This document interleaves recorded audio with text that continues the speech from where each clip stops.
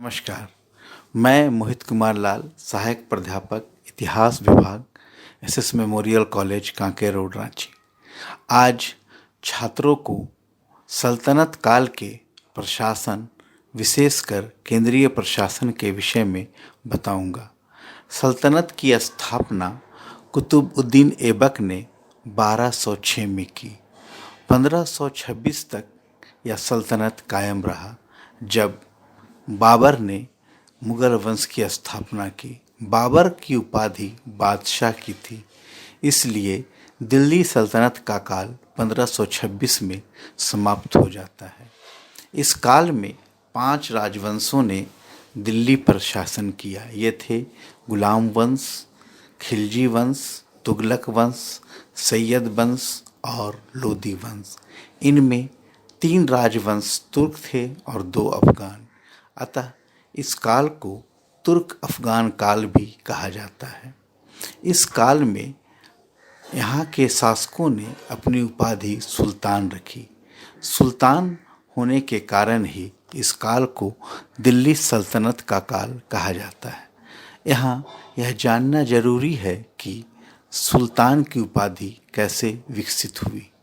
वस्तुतः इस्लामिक साम्राज्य में पैगंबर ही आध्यात्मिक प्रमुख थे और वे राजनीतिक प्रमुख भी थे। उनकी राजधानी मदीना में थी। उन्होंने अपने जीवन काल में यह बताया था कि वे अंतिम पैगंबर हैं, अतः उनकी मृत्यु के बाद खलीफा शासन करेगा। किंतु जब इस्लामिक साम्राज्य विस्तृत होने लगा, तब सीमावर्ती क्षेत्रों के शासकों को स्वतंत्र शासन करने के लिए अनुमति दी गई। उन्हें सुल्तान कहा गया। उन्हें खलीफा सनद प्रदान करते थे। वे अपने खुतबा में खलीफा का नाम लेते थे, अपने सिक्कों में खलीफा का नाम ढलवाते थे। इसके अतिरिक्त धीरे धीरे वे केवल सैद्धांतिक रूप से ही खलीफा को अपना प्रधान मानते थे। व्यवहारिक स्तर पर वे स्वतंत्र हो गए थे। सल्तनत की स्थापना ऐबक ने की और स्वयं को सुल्तान कहा, किंतु वह खलीफा से सनद लेने में असमर्थ रहा, क्योंकि 4 वर्ष के अंदर ही उसकी मृत्यु हो गई। 1229 में इल्तुतमिश को सनद प्राप्त हुई। इसके बाद सल्तनत इस्लामिक साम्राज्य का औपचारिक भाग बन गया, किंतु 1258 में खलीफा का पद समाप्त हो गया, क्योंकि हलाकू ने बगदाद को जीत लिया और वहाँ मंगोल राज्य स्थापित हो गया। इसके बाद खलीफा की एकता भी समाप्त हो गई। मिस्र में फातिमी खलीफा, कार्डोबा में उमैयद खलीफा और तुर्क क्षेत्र में सेल्जुक खलीफा स्थापित हो गए। अतः अब कौन खलीफा है यही स्पष्ट नहीं रहा, इसलिए सल्तनत लगभग स्वतंत्र हो गया। मोहम्मद बिन तुगलक ने तो प्रारंभ में यह घोषणा भी कर दी कि वह खलीफा के विषय में कुछ नहीं जानता, लेकिन जब विद्रोहों की श्रृंखला तेज हो गई, तब उसने अपने शासन को औपचारिक मान्यता दिलाने के लिए नाम मात्र के खलीफा के प्रतिनिधि को अपने गर्दन पर पैर रखने तक की अनुमति दी, लेकिन इससे कोई भी समस्या का समाधान नहीं हुआ और विद्रोहों की श्रृंखला यथावत जारी रही। इसके अतिरिक्त खलीफाओं से दिल्ली सल्तनत का और कोई संबंध नहीं रहा। यह निश्चित था कि वे खलीफा के नाम पे ही खुतबा पढ़ाते थे और सिक्कों में उनका नाम ढलवाते थे, किंतु व्यवहारिक स्तर में सुल्तान स्वतंत्र थे। प्रशासन का दूसरा महत्वपूर्ण विषय होता है कि राज्य की प्रकृति क्या है और सुल्तान किस अधिकार से शासन कर रहे हैं। कई इतिहासकार यह मानते हैं कि सल्तनत एक इस्लामिक राज्य था, किंतु यह तर्क से मेल नहीं खाता। वस्तुतः पूरे सल्तनत काल में कभी भी उलेमाओं का प्रभाव सुल्तान पर नहीं रहा। सुल्तानों ने अपनी इच्छा से शासन किया। वे मुसलमान जरूर थे, वे कुरान को मानते थे और आवश्यकता अनुसार शरिया को लागू भी करते थे। फिर भी कभी भी ऐसा नहीं देखा गया कि उलेमाओं द्वारा निश्चित किए गए नियमों को सुल्तानों ने स्वीकार किया।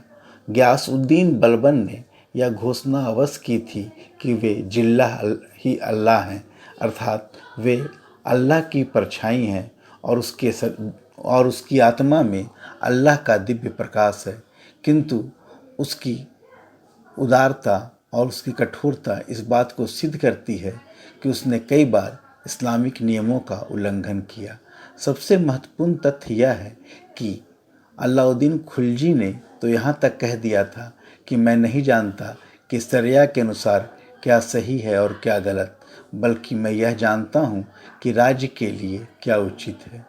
पूरे सल्तनत काल में शरिया का कानून अवश्य चलता रहा, लेकिन सुविधानुसार सुल्तानों ने उसे कई बार परिवर्तित किया।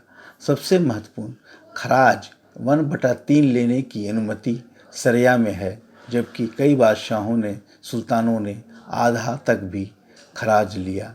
खम्स का केवल 1/5 भाग लेने की सुल्तान को अनुमति है, लेकिन अधिकांश सुल्तानों ने 4/5 भाग लिया। फिरोज शाह तुगलक ने यह जरूर घोषित किया था कि मैं अब मुसलमानों का खून नहीं बहाना चाहता, किंतु यह उसकी इस्लाम निष्ठ होने का प्रतीक नहीं वरन उसकी सेना की कमजोरी का प्रतीक है। उसके काल में राज्य व्यवस्था में भ्रष्टाचार चरम तक फैल गया था। इस प्रकार यह कहना कि सल्तनत एक धार्मिक राज्य था, इसका कोई आधार नहीं है।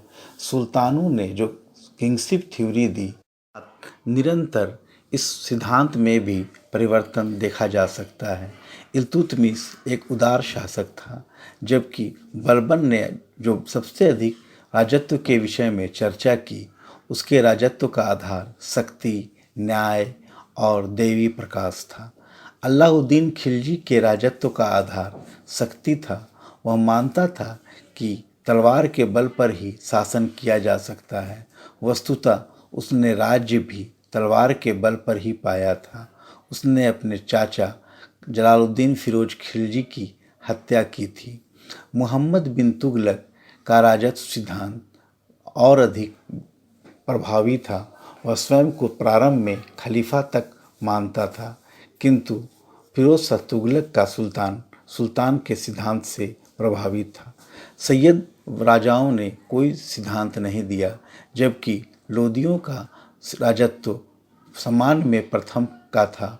बहलोल उद्दीन लोदी सरदारों के समकक्ष बैठा करता था। सिकंदर लोदी ने राजा के पद को ऊपर लाने का प्रयास अवश्य किया। इस प्रकार हम देखते हैं कि राजत्व सिद्धांत में भी निरंतर परिवर्तन होते रहे। केंद्रीय प्रशासन में कुछ महत्वपूर्ण विभाग हुआ करते थे, जिनमें दीवान वजारत, जो एक तरह का वित्त मंत्रालय था, जहां कर निर्धारण, कर की वसूली आदि की जाती था, जिसका प्रधान दीवान वजारत का प्रधान दीवान कहलाता था। वह कभी कभी नाइब का भी पद विकसित हुआ। नाइब राजा के नाम पर शासन करता था। विशेषकर इल्तुतमिश की मृत्यु के बाद और बलबन के सुल्तान बनने के बीच में नाइब का पद बहुत महत्वपूर्ण था। वह एक प्रकार का वजीर था।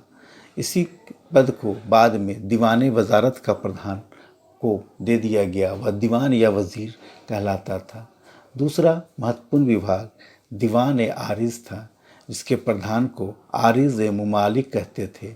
यह युद्ध मंत्रालय था। यहाँ कितने प्रकार के अमीर हैं, उनका पद क्या है, उनके पास कितने घोड़े हैं, उनका वेतन क्या है आदि देखा जाता था। यहाँ यह स्पष्ट है कि आरिज मुमालिक मुख्य सेनापति नहीं था, वह सेना विभाग का केवल प्रधान था।